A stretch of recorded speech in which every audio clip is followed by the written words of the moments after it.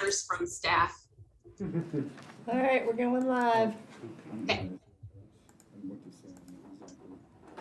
need to write it down so I remember. So what I do is I would have the agenda out with me. I have the agenda, but do you have your notes on it then? It's not on there. That's what I need. In the file. Okay. I need to write it down here for me so I can make sure that. Just can't make this camera do things. That's your first item. Okay. Yeah, that's me. Yeah, so when I've got it, I've written it down here for a special condition. Okay, can I keep this on? Yeah. This is the second special condition. Okay. The only other special condition is mine. Yeah, the burn. All right. Are we live? We're good? Ready? Yep. All right. Good morning, everyone. Morning. This is the Subdivision Committee meeting for April 14th, 2022. And let's start with roll call. Matt Goings, Planning and Building Services. Alex Sequeira, Department of Transportation. Marlena Dooley, Environmental Health. Perfect, thank you. Okay, we're just going to jump right in and we'll get started with agenda item 2A, Subdivision Committee Administration. Discussion and possible action including adoption of resolution of the Mendocino County Subdivision Committee finding that state or local officials continue to recommend measures to promote social distancing in connection with public meetings. Can I have a motion on that? I move to approve the resolution. I second that. All in favor? Aye. Aye. Always raise my hand so you can see. Okay. Next item is 3A. This is a boundary line adjustment B _ 2021-0033 for Michelle Noe, Jason Valina, and Richard Esterbrook and Red Riding Hood LLC. This is a coastal development boundary line adjustment to merge Lot 1 with Lot 2, transfer 0.13 acres from Lot 3 to Lot 2, and transfer 2.3 acres from Lot 4 to Lot 3. The lots are located in the coastal zone in the town of Casper on the south side of Casper Orchard Road, located at 44501 Casper Road. Is anybody here? Looks like Michelle. Perfect. Yeah, hello, this is Michelle Noe. Hi, Michelle. Hi, how's it going? Good? So did you have any comments about the project, Michelle? Anything you want to say before we get started? No, I don't. Okay. All right. Let's start with Marlena. Marlena, do you have anything to add to this? No, Environmental Health has no concerns. Okay. Transportation, anything? No comments? No comments. Okay. Well then, I planning move is, that, sorry, did I sorry, go first? Yeah, you go. You go I'll go first. Okay. Special condition. Yeah, so planning is recommending approval to the coastal permit administrator with special condition 7 that a note shall appear on the deed that this is a voluntary merger of parcels. So can I get a motion on that? I move that we recommend approval to the Coastal Permit Administrator with special planning condition number 7. Perfect. DOT? I second that. Second that? Perfect. All in favor? Aye. All right, perfect. On to item 3B. That was so quick. Boundary line adjustment B _ 2021-0065. The owners Naomi Ages and Gregory David Ross, and the applicant Joseph Seidel. The adjustment is to transfer 1.3 acres from Lot 2 to Lot 1. The lots are located 3 miles east of Albion on the east side of Albion Ridge Road, located at 30200 Albion Ridge Road. Is anyone here for this application?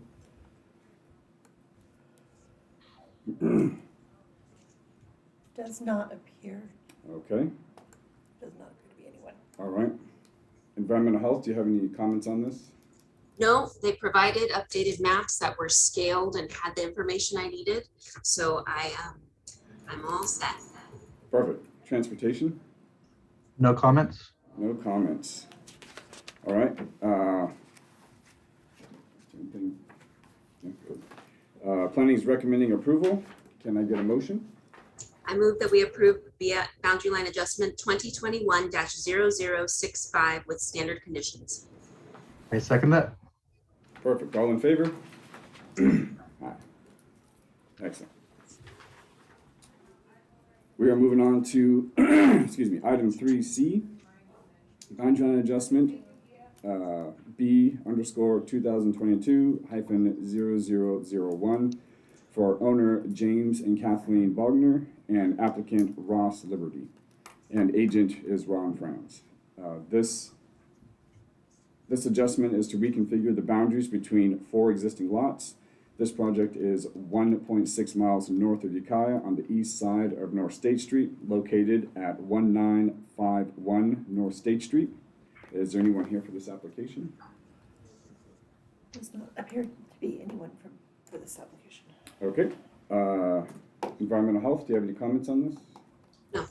Nope. DOT? No comments. Okay. And this one has a special condition. This one has that. So planning's recommending approval with special condition 7. That C, do we need to read the CC too? Yeah, okay. CC 2022.02 must be completed prior to recording the approval being granted. Did I read that right? Yeah. Can I get a motion on that? Motion that we approve boundary line adjustment 2022-0001 with special planning condition number 7, stating that CC 2022-002 must be completed prior to recording clearance being granted for this project. I second that. Perfect. All in favor? Aye. All right, moving on to item 3E. Boundary adjustment B _ 2022-0003 for owners Mario Asadi, I hope I'm saying that right, Thomas Dow and Gina Lindsay. Applicant is Mario Asadi, and the agent is Ron Frowns. This adjustment is to transfer 24 acres from Lot 2 to Lot 1. The lots are located 6 miles southwest of Ukiah on the north side of State Route 253, located at 5500 and 5900 Long Valley Ranch Road. Is anyone here for this project? There does not appear to be anyone. So Okay. this is 3E.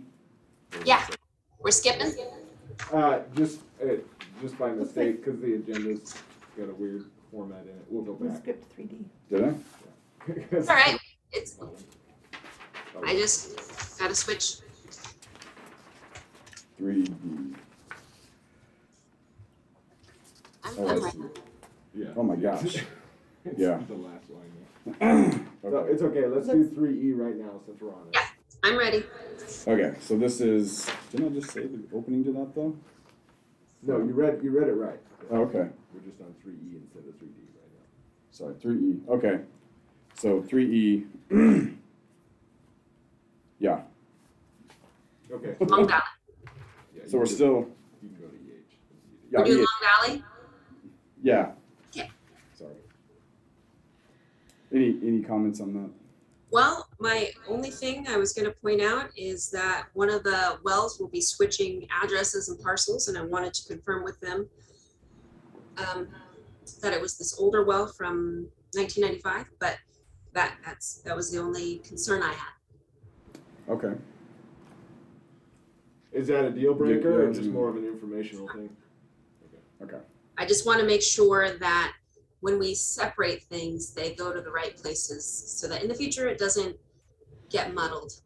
okay, so there's no conditions on that? No, Okay. DOT? No comments. No comments, okay? With that, planning is recommending approval. Can I get a motion? I motion that we approve boundary line adjustment 2022-0003 with standard conditions. I second that. Perfect. All in favor? Aye. Aye. All right, now do you need to go back? Now let's go back to 3D. Yeah. 3D. So that's the Liberty one. Why do I not have a 3D? Because it messed up on the agenda. Oh, I say 3D. No, I just, okay. You retyped it and then. Yeah, I retyped it wrong. All right, so 3D. This is a boundary line adjustment, B_2022-0002 for Friends of Liberty LLC. Agent is Ron Franz. This adjustment is to reconfigure the boundaries between 4 existing lots. This parcel is 1.6 miles north of Ukiah on the east side of North State Street, located at 1801 North State Street. Is there anyone here for this application? There is no one here for this. No one? Environmental health, do you have anything to say to this? No comments. No comments. Transportation, DOT? No comments. Okay, perfect. No special things. Then planning is recommending approval for this project. Can I get a motion? Move that we approve boundary line adjustment 2022-0003 with standard conditions. Perfect. I second that. All in favor? Aye. Because we already did it. So we're going to be moving on to 3F, right? So on to 3F. Boundary line adjustment B_2022-0006 for owners Greg and Cindy Hollister and Belinda Pollock. Agent/applicant is Vance Ricks. This adjustment is to reconfigure the boundaries between Lot 1 and Lot 2. These lots are located 11.5 miles east of Mendocino Town Center, located at 31101 and 31051 Compton Ukiah Road. Is there anyone here for this application? There does not appear to be anyone. Just Dirk. Just, okay. Environmental health? No comments. No comments. DOT? No comments. No comments. With that, planning is recommending approval. Can I get a motion? I move that we approve boundary line adjustment 2022-0006 with standard conditions. I second that. All in favor? Aye. Aye. All right. Moving on to item 3G. Boundary line adjustment B_2022-0007 for owners Greg and Tanya Musgrave. Applicant and agent is Vance Ricks. This adjustment is to reconfigure the boundaries between Lot 1 and Lot 2. These lots are 2.5 miles south of Laytonville on the east side of State Highway 101, located at 100 Davison Lane. Is there anyone here for this application? The planner is the only person here. Just the plan, okay. Environmental health? I was just gonna let them know that there is a septic. There are 2 septics out there, one of which will be switching addresses and APNs. The old cabin had one that we still have on record, but that's not a special condition. It was just information. Just a note? Okay. It's just a note.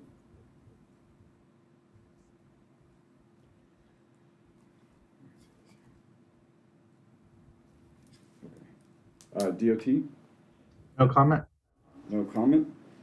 So since there's no conditions, so planning's recommending approval for the project. Can I get a motion for that?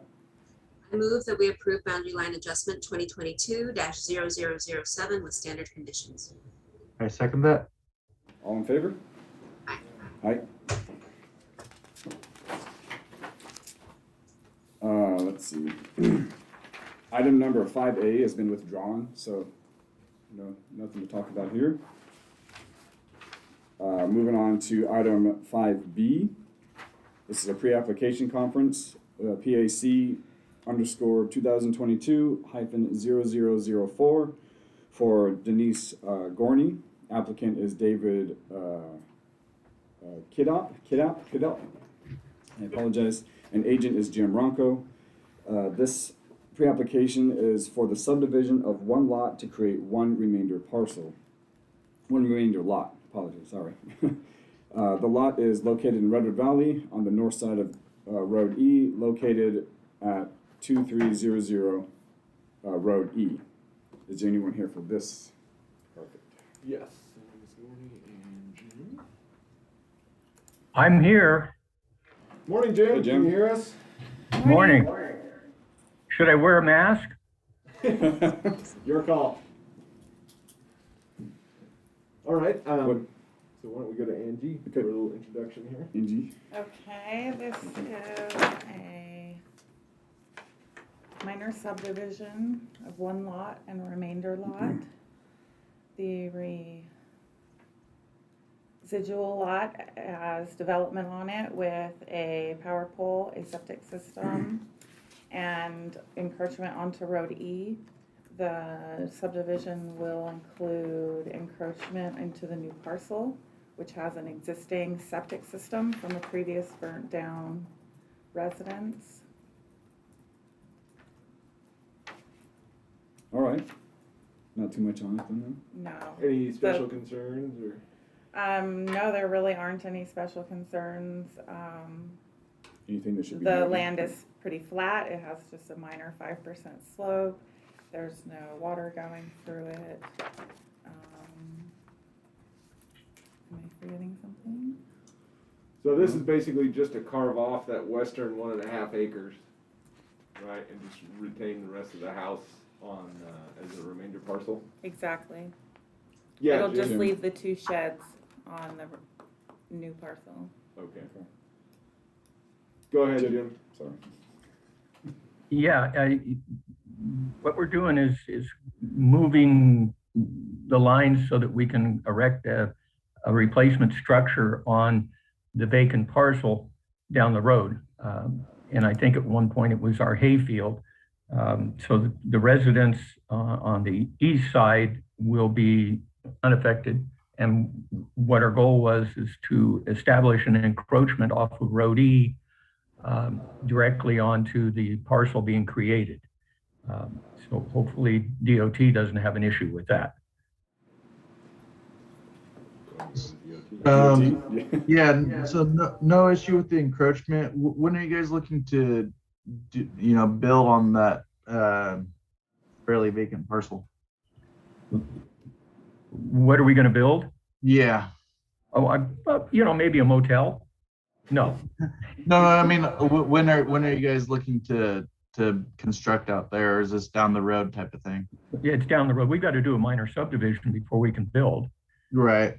No, So, the only reason I asked is, I was thinking if it's going to be, further down the road, that we would just require a field entrance, encroachment to where, you can still access the site, but until there's, possibly put a condition on there that upon development, then we put it to residential standards. that would be reasonable, and I appreciate that because, we don't know whether it's going to be, 6 months after we get the minor subdivision or 2 years. And Right. you guys know. With that frontage of the, there's not too much frontage, but, I know sometimes with, building something, you don't know the quite final position of where the driveway entrance is going to be. So at least having a, rocked field entrance with an encroachment permit for access for now, and then, upon, put a note on there for upon development that will, upgrade it to a, paved driveway approach. That works for me. I appreciate that. Yep. So I've got some issues, Jim, that we should talk about. Okay. You guys are doing this pre-app. I've been to this site when they got their new well 2 years ago, and I spent a lot of time mapping everything out there. The leach field for the house is in that field with the other leach field. So if the line is where it would be, then they would need to find a leach field and replacement area for both of the houses on that parcel, the remainder parcel. And the septic tank for the burned down 3-bedroom is still on the remainder parcel on this proposed map. So I would at the very least recommend not separating that septic tank. And that's for starters, and then we can talk about water. But you're going to say not separating the house? So the house, the main house, has a septic tank. The house that was burned down due to a neighboring fire also has a septic tank. Right. The burned down house, that septic tank is currently on the remainder parcel as your map has it. Okay. But I think that what would be planned would be to create a new septic tank for whatever structure is built on the vacant parcel, which would connect to the leach field, which is, I believe, on the vacant parcel. Okay. So, and then we would create an leach field easement for the main house in the area where it currently exists, together with the replacement field. first, the tank, if that is the plan, along the lines, it'll need a destruction permit for the one that's being abandoned. The second, I don't think there is sufficient reason for an offsite easement that you're proposing. Well, if we can't find a leach field on the remainder parcel, we're going to have to put it somewhere. Yes, that is true. So right now, the septic system for the main house is in the field with the septic system for the house that burned down. So Right. There are two permitted septics in the leach field in the farther corner. You guys could certainly move the line so that one is on one parcel and one is on the other, and that second tank is abandoned. You could get septic work that finds a leach field for the main house somewhere else. Okay. The second house that would still be on the remainder was repaired in 2010.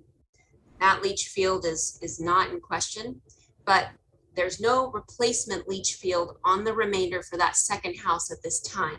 That hayfield was pretty much the replacement area for all three houses. So Okay, so we better pay attention to what we're going to be looking at as far as our septic issues. yes, and I've got some maps because that new well, it's really tight. There are 4 leach fields around that new well, plus the replacement areas, which is why we took a lot of time measuring things. And I'd be happy to give you the information I have from being out there and going over those options.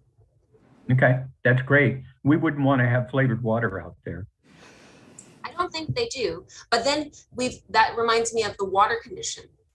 They've got this new well. I know that they had problems with the old well, which is what led them to the new well, but there'll be a water requirement. What do you guys anticipate? Well, I think there's sufficient volume in the well to support the old residents and any new residents. We'll just have to share the well. And in that case, there's going to need to be some kind of water sharing agreement.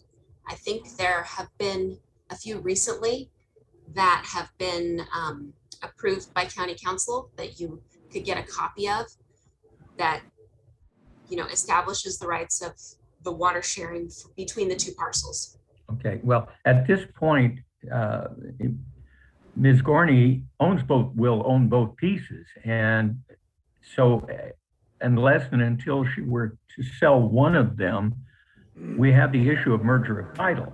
And so, you can't have a water sharing agreement between yourself and yourself. But be advised that we now know that if and when she were to separate that parcel from ownership, that then a water sharing agreement will have to be created. would have to defer to whatever county council might have to say on that, which we could find out before you get to subdivision, because I know of recent subdivisions that this was required as a condition of the subdivision while they still owned the lots. So I don't really know legally where that falls. Okay. We're forewarned that we're going to have to deal with something there. Some kind of a drawn up agreement. Okay. It's just really the timing. Okay, that's kind of a weird chicken and the egg thing, because I understand that you can't grant yourself an easement, but then if you have to wait till the property transfers, then you have to have approval from the other owner, and what if they're out of state and you can't get that paperwork done, and I don't know. It's neither one of those seem like a good option, so I'm not sure where that would leave us. And the water sharing agreements that have been recently approved by county council, I think that was one of Apperson's recent requirements, if I'm remembering right. It's not an easement, but yeah, anywho, that's the first one I would go look at. Yeah, Matt can deal with that. Well, we'll have to deal with septic and water. Those are issues that in the creation of our application, we'll deal with that in a format that would be hopefully agreeable to environmental health. Yeah, certainly. The big thing was that the house's septic is in that hayfield too. Yeah, yeah. Where did you get that fancy shirt? And Mulgard. Wow. Got connections. So is planning staff going to get shirts, Russ? I doubt it. I don't know. Code enforcement has their own shirts. Planners don't need shirts, I guess. Maybe planning ought to get hats. We don't leave the office. So that's, Alex, unless you had any other comments, I think that kind of summarizes DOT and EA. Yeah, that pretty much summarizes, field entrance with an encroachment permit for the vacant lot, and then probably a note on the parcel map that upon, development that we'll do a driveway to county standards. That's great. One of the things that always stirred me up was Caltrans always wanted to have the encroachments built, even though you were never going to, build within 5 years. And by the time that you got the encroachment and the structure built, you had to rebuild the encroachment, because all those people did was use the encroachment to pull over and party. Right. That, and, for properties, especially that have larger frontage to the, county road, it's, maybe you don't have your house plans yet and you're not sure where exactly you want to put in your driveway. Yeah. So, it makes sense to do a field entrance that way, at least, I know there's a couple sheds on the property. So, at least there's a, field entrance that if you need to do anything, you're not accessing it on a daily basis until you go to develop, then we'll deal with it when the development comes. Well, we appreciate that. I think that's a very good workaround. Jim, before you go, I'd be happy to scan and email you the maps I have right here, but I don't see your email in this packet. Can I get that from you? Yeah, it's Jim at jimroncoconsulting.com. Oh, that's handy. So Jim, I just wanted to mention a couple things. I mean, from the planning side, this is really straightforward, especially with the other parcel being a remainder, so there wouldn't be any conditions on that one. I thought is the parcel to the north in Williamson Act?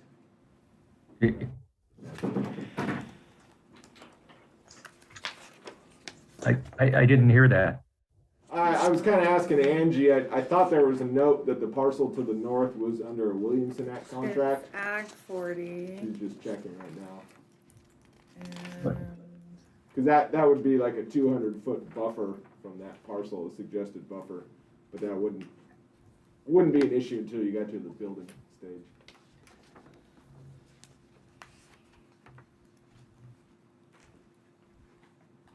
I'm trying to check it, but my map's being real slow. Well, it's Act 40, but I'm not seeing if it's definitely in the plan. Alright, yeah, we can circle back around to that one, but, you know, there wouldn't be, inclusionary housing, wouldn't be any other kind of special fees that I'm seeing, so, and the bad news is that the subdivision fees just went up last month, so I think the application fees are on 10 something now, isn't it? Well, now, we wouldn't have an inclusionary housing fee if we're only creating one parcel. Yeah, yeah, I said, so the inclusionary housing wouldn't apply in this case for just the one parcel.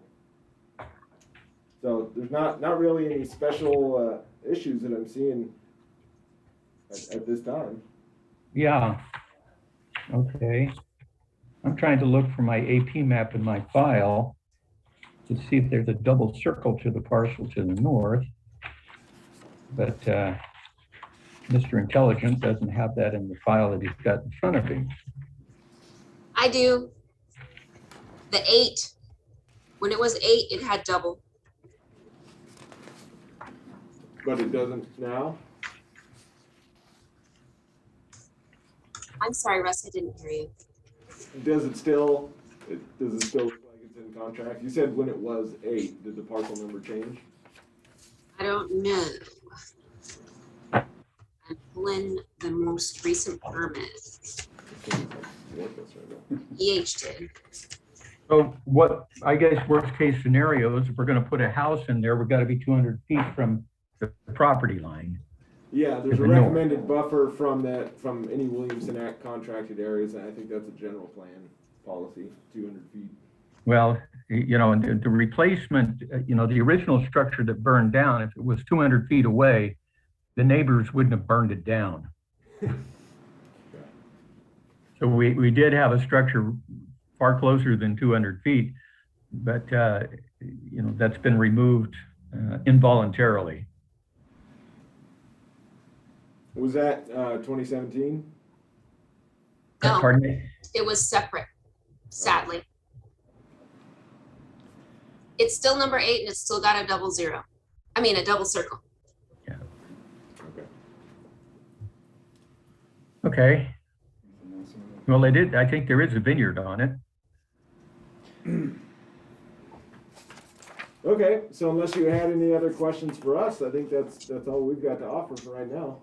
Okay, well, I appreciate that. And Marlena, if you could email me that stuff on the well and the septics, that would be great. I will. And then we'll proceed to come up with a viable plan of minor subdivision. Sounds good. Okay. Everyone satisfied? Yep. Okay. I guess I'm good. And this is the end of the program, right? That's it. Just about. Nice to talk to you again, Jim. Okay. We'll see you all later. Take care. That's all for pre-application conferences. So, that's it. Item 6. You okay? On to item 6. Are there any matters from staff? Liam? Well, Well, go Marlena. yeah. Lena's not staff. I said I wouldn't ask. Yeah, it's Marlena? okay. Do you have anything? I'm good. We'll just, work on our process as normal. Okay. DOT? Anything? Nothing. Are we continuing to Zoom for next meeting, or are we just, is this the At this norm? point in Or? time, Yeah, it seems that way until further notice, anyway. All right. Then Liam, did you have a question? Am I allowed to speak at this time? Sure. Okay, I just wanted to clear the record on one thing. Is item 3E, that's B 2022-0003. In the agenda, and I believe what you had read out for approval was that 24 acres would be transferred. However, the applicant had revised their application, and what's in the review sheet that staff prepared and what's in the mapping that should be in all of your packets shows that 43 acres would actually be transferred from lot 2 to lot 1. So I just wanted to see if that would require a new, consideration from Subdivision Committee, and whether a new vote would have to be taken, And if you do have that information in your package. Still meeting its conformities, it shouldn't matter, right? Still meet all the requirements? Yeah, it still meets all planning requirements. Okay, let me make sure I followed you. Where's the error? So in the agenda, on that item 3E, in the request, it mentions approximately 24 acres would be transferred from lot 2 to lot 1.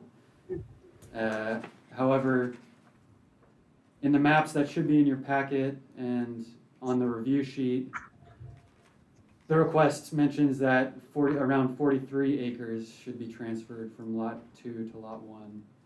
And that'll result in different acreages for the two parcels. So you should have a revised tentative map that was revised on February 10th, Yes. which shows those two existing and final acreages. We need to revisit this. EH reviewed the revised map. Okay. So yeah, so I just wanted to make sure that you had all reviewed that revised tentative map and that was what you were approving. Because I believe when you had read it out and approved it, that it was just those 24 acres when it should be the 43. Okay, we could re-vote it if that's the cleanest way to do it. Well, it sounds like, since the description is the part that was incorrect, but the approval was actually based on the revised tentative Okay. map, is that correct? Marlena, so when you looked at it, you were looking at the 48 acres? 43. 43 acres? I looked at the revised February 10 revised map, or proposal. I see what happened. The agenda shows 24 acres, but then the review sheet that we received has the 43 acres. Okay. Yeah. So it sounds like it's okay that the motion that we made and approved was for the correct version. So we'll just note for the record that the acreage indication was wrong. Okay. Perfect. Thank you. Okay, yeah. Yeah, thanks, Liam. Okay, we're gonna go back to item 7, which is adjournment. So, can I get a motion to adjourn? I move that we adjourn. I second it. All in favor? Aye. Thanks, everyone.